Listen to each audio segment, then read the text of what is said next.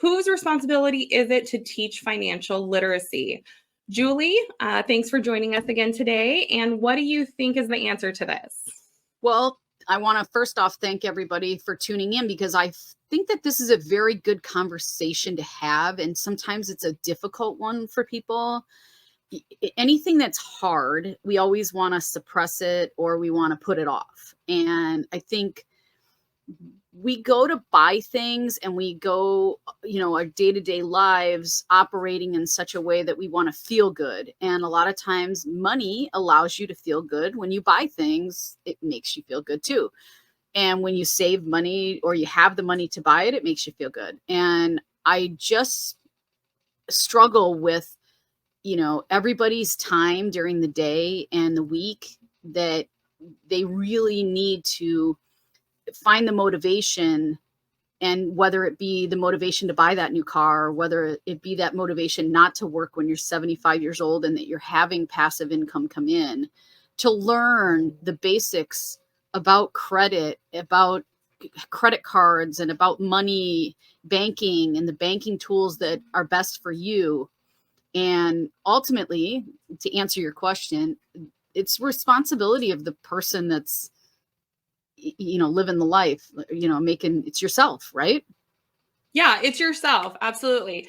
It's also the parents, though, too. And this show is for teens and also people in recovery or people who have never had a personal finance class. It is a night class, a structured class in the evenings, intended for ages 15 through 25. And we're doing it for free here on YouTube in these little 10-minute lessons every single weekend. But it is a structured class that would otherwise we would charge, hundreds of dollars for. And so what I want to talk about right now is that the parents, if they have teenagers, this is the time where you say you have to get this personal finance education. It's only 10 minutes every weekend, because if you don't get it now, and if I don't make you get this, like I make you go to social studies or I make you go to English class, I make you go to high school, because you have to know this stuff. And financial literacy is the same. So that way people know how to use a credit card, or, if your car breaks down, what do you pick? Do you pick paying your rent, or do you pick paying your car repairs? Well, guess what? You can do both, right? Because you can leverage credit.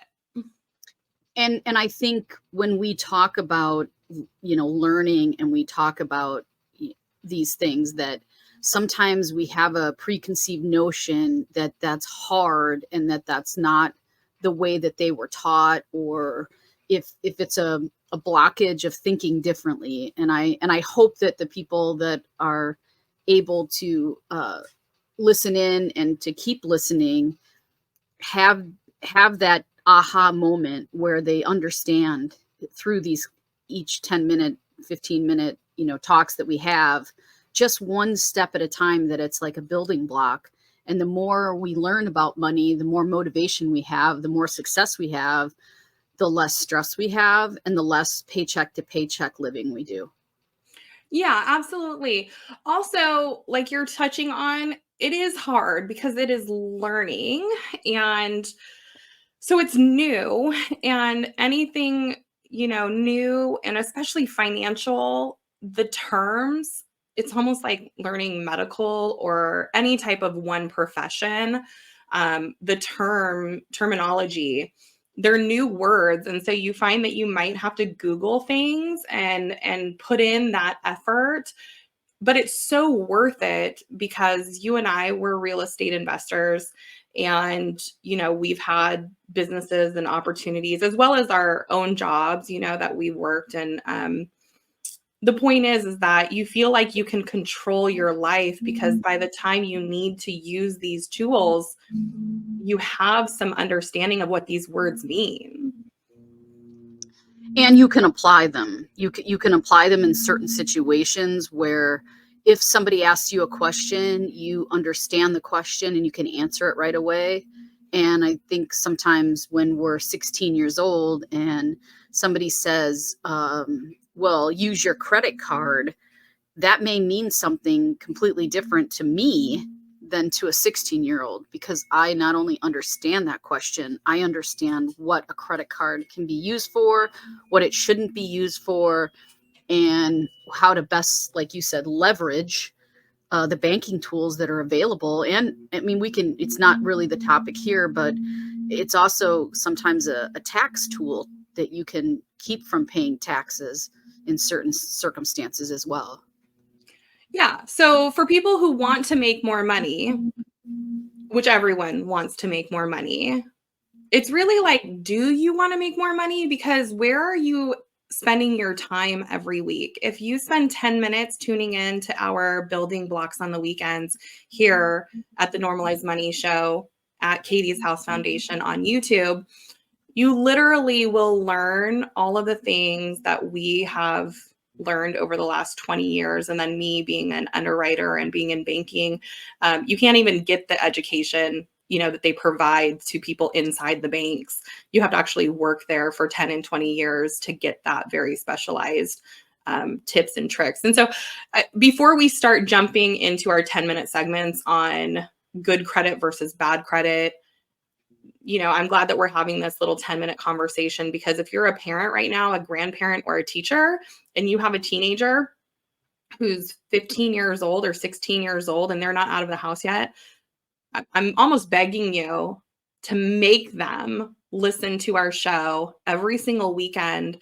So that way, they know what these terms mean and they get this education. And when they skedaddle out of the house at 18, they essentially will be able to not wreck their credit and not, they're not going to be able to get an apartment or get a car or any of these things if they don't know how to get a credit card or a car loan. First of all, they have to know how to do those things. But then if they get it, they have to know how to manage those things. And so to choose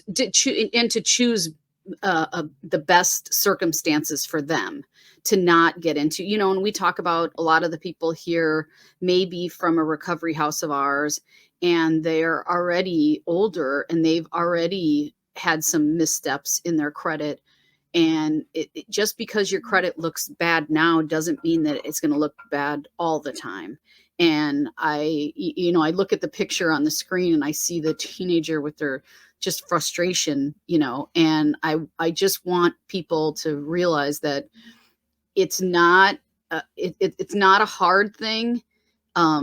And the more we talk about it and the more we discuss, like you said, terms, the more specialized education, the easier it is for people to understand that the financial literacy that we're not taught may be on purpose, so that we're not all as successful as we want, because there are companies that rely on people to be their employees and to be those worker bees.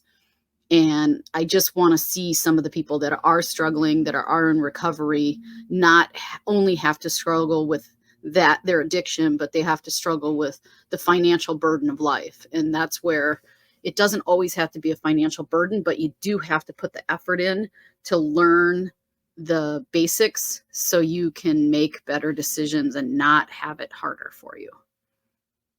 Definitely. It's just taking the time. We talk about that in the night class. Take the time to read the bank statement, read the fine print. And if you have to read it 3 times, read it 3 times, because we're talking about your money. And so we're not talking about being rich here.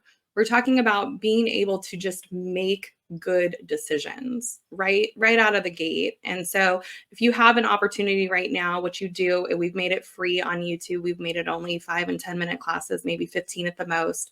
Please dig in with us. That's all I have, Julie. Anything else for today? No, I welcome, if you find value in the YouTube content or our nonprofit mission, please like and subscribe.